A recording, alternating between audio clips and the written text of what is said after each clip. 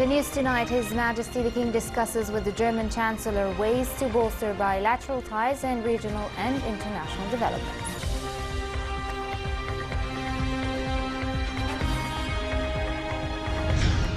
The World Health Organization says the death toll in eastern Aleppo rises and the injured need urgent evacuation.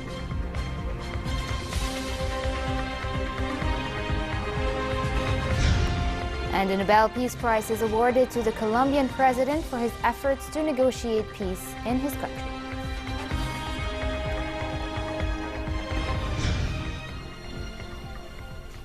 Good evening and welcome to a new edition of the news. His Majesty the King held talks with German Chancellor Angela Merkel on ways to bolster bilateral ties and the latest regional and international developments. The two leaders discussed ways to enhance bilateral relations and ways to enhance them in the economic and defense fields. King Abdullah praised the support provided by Germany to help carry out development projects in the kingdom, mainly after the German government recently approved new aid to the kingdom worth €272.7 million. On terrorism, the king underlined the importance of stepping up international efforts to fight terrorism and terrorist organizations.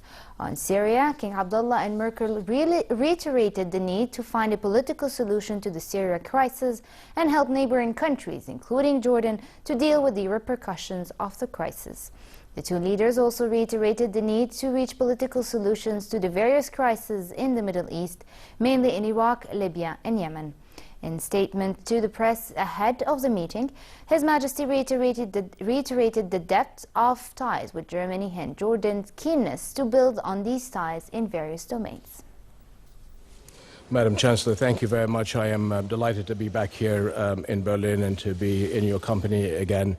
And I want to take this opportunity to thank you and your government and the German people for all the support that you've given our country and our people historically, but most recently with the compact and supporting our economy with the tremendous burdens that we've had for refugees. We started this year in London at the London conference, and again Germany came with a very strong support package to a country that is in desperate need of support for not only our young people but also for the refugees. 20% of our population, as you know, Madam Chancellor, are in our country now of Syrian refugees, and this is a burden that we are undertaking and has been alleviated because of the role that you have done as a country to help us move the process forward. And I want to commend not only your country but the role that you have played in the leadership that you have shown. Not only the leadership I believe that you've shown for Europe, but for the international community in being able to raise the moral bar very high on the challenges of refugees, but the humanitarian aspect of this worldwide. If it hadn't been for the role of Germany and yourself, I think that our region, I think Africa and the world would be in a lot worse position. So I'm here to thank not only you and the German people for what you've done for Jordan, but what you are doing for our region. I know that you're going off to Africa in the near future, and the challenges that we have is not just our country, it's the holistic approach that we have been saying for a while. It is not just Syria and Iraq, it is North Africa, it's East and West Africa. And here I just want to commend the Chancellor's role because there are very few leaders in the world that look at the challenges that we're facing this generation of people. That is a global problem and a global challenge. And I don't think there are enough voices in the world that commend the role of the Chancellor in being able to deal with this problem. And I look forward to continuing to be able to work alongside you as a breath of fresh air that has really been able to bring some light to the very direct challenges that we are facing, not only in my region but further afield. So whatever we can do in Jordan in a small way to thank you and thank Germany's support, we will always be by your side. We are very grateful for you continuing to shine light to all of us. And I am very, very grateful on behalf of myself, my delegation, and the Jordanian people for what you have done for our country and continue to do. And I'm delighted to be back here in Germany. Madam Chancellor, thank you very much for all that you're doing. Chancellor Angela Merkel talked about the positive outcomes from the London conference in February, when donors convened to tackle the refugee crisis created by the Syrian conflict, but said much more needed to be done. We had the London conference, and we are now implementing the results which were decided at the London conference. We talked in details about what has become better, like more children having access to school or more people who can work. But given the high number of 700,000 Syrian refugees and a complicated situation in the country, this is only a first step, and what we have talked about is how to take further steps from here. Of course, the situation in the region will play a role, especially the catastrophic humanitarian situation in Syria and the situation in Iraq. Jordan borders both countries, and therefore it's recognized the hard position the country sees itself in. Despite all that, we know how hard the king is fighting for a better economic position to maintain the hopes of younger people, and we want to cooperate. I'm happy, Your Majesty, that you are here. Earlier, His Majesty the King met Foreign Minister Frank-Walter Steinmeier to discuss bilateral ties and the latest developments in the Middle East. The meeting touched on regional and international efforts to fight terrorism and terrorist organizations. King Abdullah underlined the importance of adopting a comprehensive strategy to combat terrorism, which has turned into a serious threat to global security and stability. King Abdullah and Steinmeier also discussed the latest developments in the Syrian crisis. His Majesty reiterated calls for a political solution to the crisis and to help neighboring countries, especially Jordan, address the repercussions of the refugee crisis. His Majesty praised the support provided by Germany and its assistance to the kingdom. The German foreign minister said that his country was keen to develop ties with Jordan, while praising the king's vision and efforts to achieve peace and address challenges facing the Middle East. The United Nations Security Council will vote tomorrow on a draft resolution that urges Russia and the United States to ensure an immediate truce in Syria's Aleppo. The French UN envoy said the draft urges Russia and the United States to ensure the immediate implementation of the cessation of hostilities, starting with Aleppo, and to put an end to all military fights over the city. The World Health Organization said at least 377 people have been killed in the besieged enclave of eastern Aleppo since the Syrian forces backed by Russians started their intense airstrike campaign and ground offensive 2 weeks ago. According to the organization, there are now only 6 functioning hospitals in the rebel-held part of the city and only about 30 doctors. From 23rd September to the 6th October, 377 people have been killed and 1,286 people have been injured. As Jan Egeland said it yesterday, and WHO is also saying the same thing, these numbers represent only those reported from functioning health facilities, and actual figures are expected to be higher in the community. An average of 200 people needs to be evacuated, and when security permits, the plans are ready. Personnel is ready to evacuate these people from East Aleppo to West Aleppo or to Turkey. So I mean, we need security. We need the fighting to stop to be able to evacuate people. U.S. Secretary of State John Kerry said Russian and Syrian actions such as bombing hospitals in Syria cry out for a war crime investigation. This came as Kerry discussed the Syrian crisis with French Foreign Minister Jean-Marc Ayrault. Last night,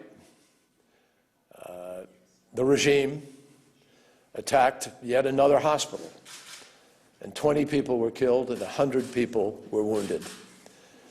And Russia and the regime owe the world more than an explanation about why they keep hitting hospitals and medical facilities and children and women. These are acts that beg for an appropriate investigation of war crimes. And those who commit these would and should be held accountable for these actions. The United Nations envoy for Yemen said after meeting with Houthi forces in Oman that he hoped to announce a ceasefire in the conflict in the next few days. Ismail Houd Sheikh Ahmed said Houthi representatives and their allies had said a ceasefire was necessary. He said they have agreed to accept a ceasefire for 72 hours in Yemen, which could be extended. But he added that he had yet to meet with exiled Yemeni President Abd Rabbu Mansour Hadi to discuss the matter. A shaky ceasefire between the government and the Iran-allied Houthis took effect in April and brought some respite from the war. Hurricane Matthew, carrying winds of 195 kilometers per hour, lashed central Florida, hugging the Atlantic coast as it moved north. It threatened more destruction after killing more than 500 people and leaving thousands homeless in Haiti. Matthew, the first major hurricane to hit the United States, triggered mass evacuations along the coast from Florida through Georgia and into South Carolina and North Carolina. Southern Florida escaped the brunt of the storm overnight, but U.S. President Barack Obama and other officials urged people further north to stay careful.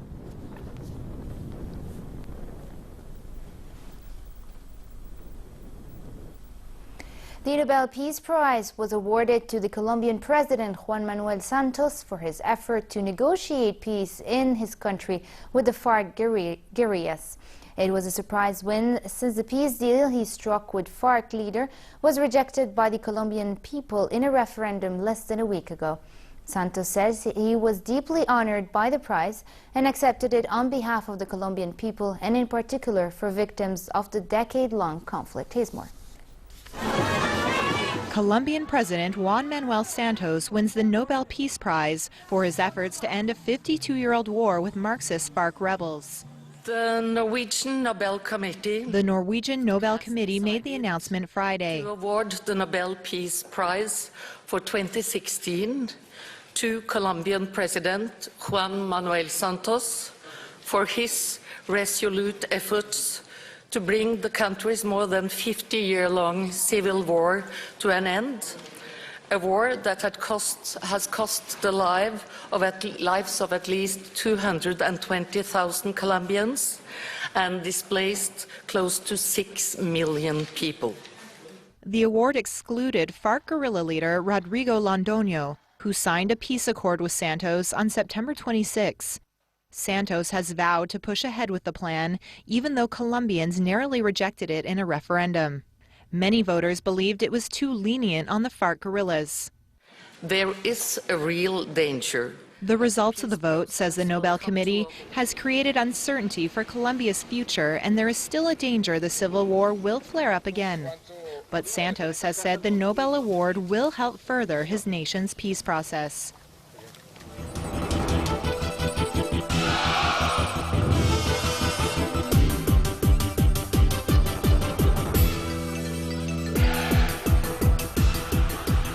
Great Britain's Andy Murray beat his compatriot Kyle Edmund 7-6, 6-2 in Beijing to reach the semi-final of the China Open.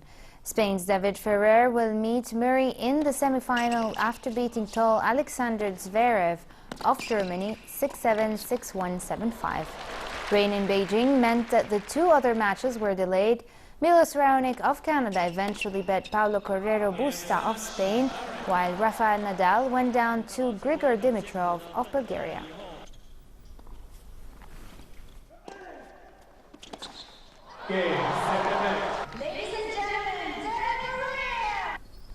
Madison Keys of the United States ended the winning run of the Czech Petra Kvitova with a 6-3, 6-7, 7-6 victory in the quarterfinal of the WTA China Open in Beijing.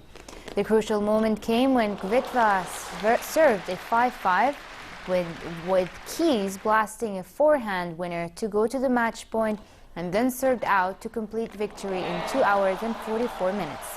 Keys will face Joanna Konta of Great Britain in tomorrow's semi-final after she beat Zhang Shuai of China 6-4, 6-love.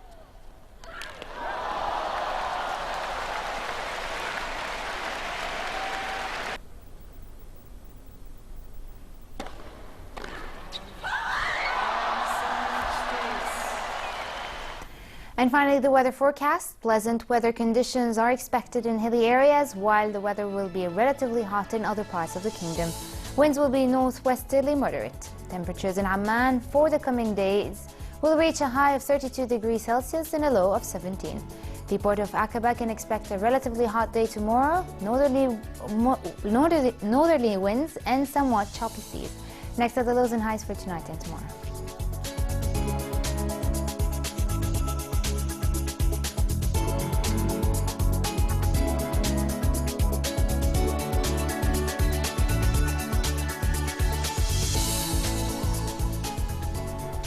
And to end the news, here's a recap of our top stories. His Majesty the King discusses with the German Chancellor ways to bolster bilateral ties in regional and international developments.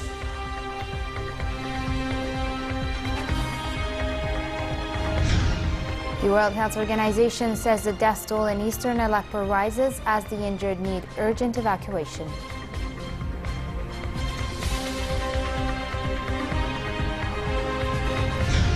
And the Nobel Peace Prize is awarded to Colombian President Juan Manuel Santos for his efforts to negotiate peace in his country. And with this we come to an end. Thank you for watching. Have a good night.